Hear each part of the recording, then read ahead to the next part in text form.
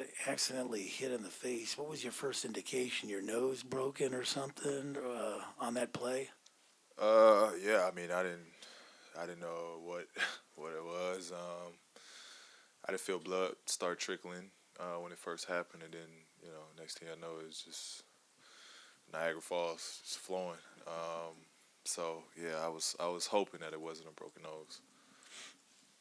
Paul, how do you feel after you got hit? And is there a chance we're going to see masked PG? No, it's not broken. My nose not broken. I feel all right. It's sore. It's larger than usual right now. So hopefully just ice it down, help with the swelling. Um, but nah, it won't be no mask for me. Paul, you and Kawhi connected on that dunk in the last minute of the game to put you guys up two. Can you describe what you saw in that play, making the pass, and then also, the two of you came to LA together, and this is maybe the first big clutch moment that the two of you paired up on. Did it feel like some kind of breakthrough or something was coming together there that hadn't before? Um, well, on that play, Patty Mills gambled, and Kawhi was ahead of Lamarcus, and just saw an opportunity. After a great stop, we got out and pushed the break, and and when the game is that close, you want an easy basket.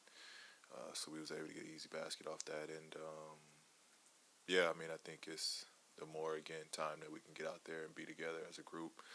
I think you saw moments and flashes tonight of both of us being assertive offensively to score or make plays, and playing off one another.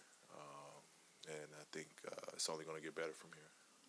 Do you feel like you're starting to develop a rhythm offensively, kind of with the guys out on the floor? It seems like, kind of in the second half, you got into a rhythm and a flow, and things started to open up a little bit more for you. Yeah, I mean, I'm not shooting the ball as well as I want, but I'm getting the shots I want, and I think that's the best.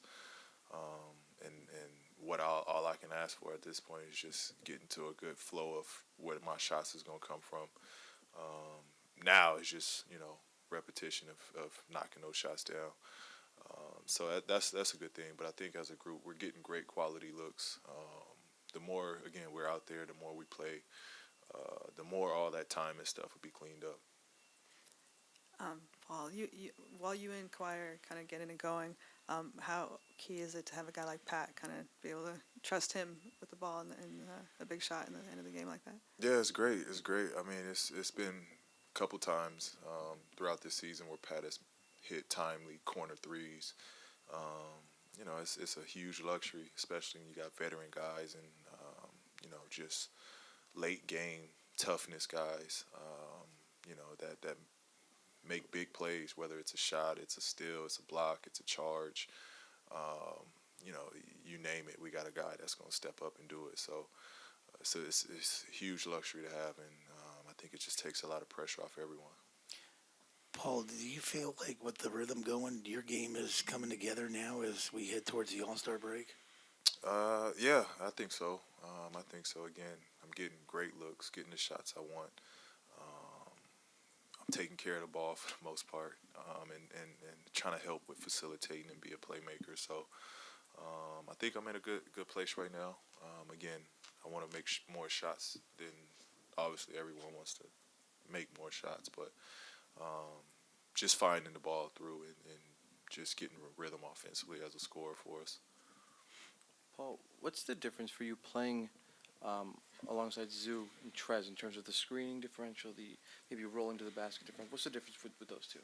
Well, Zoo is a bigger body, and Zoo, um, a lot of guys we call it die on screens with Zoo because he's a big body and it's hard to get around him. So he frees up a lot of space, whereas Trez is a great roller. Um, so that big a lot of times stays with Trez instead of trying to stop the ball because they know they got to keep their body on Trez.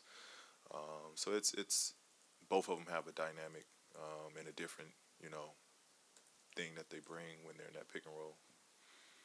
Paul, with the trade deadline coming up, I feel like a lot of guys talk about, just kind of blocking out noise in the locker room as the deadline nears. Is that easier said than done when names are out there and speculations out there for a locker room to kind of keep that stuff outside?